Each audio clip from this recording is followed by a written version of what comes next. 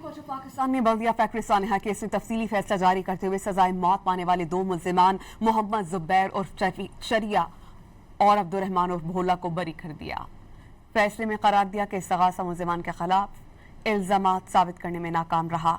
2.5 साल के बाद सामने आने वाली जो चीजें हैं उन बयानात पर इन्हिसार नहीं किया जा सकता और अदालती एहतराम जुर्म भी आज़ाद शवाहिद से साबित नहीं हो सका। सुप्रीम कोर्ट ऑफ पाकिस्तान ने बल्दिया फैक्ट्री सानहा केस में तफसीली फैसला जारी करते हुए सजाए मौत पाने वाले दो मुल्जिमान मोहम्मद जुबैर उर्फ शरिया और अब्दुर्रहमान उर्फ भोला को बरी कर दिया। फैसले में करार दिया कि इस्तगासा मुल्जिमान के खिलाफ इल्जामात साबित करने में नाकाम रहा। 2.5 साल के बाद सामने आने वाली जो चीजें हैं उन बयानात पर इन्हिसार नहीं किया जा सकता और अदालती एहतराम जुर्म भी आज़ाद शवाहिद से साबित नहीं हो सका।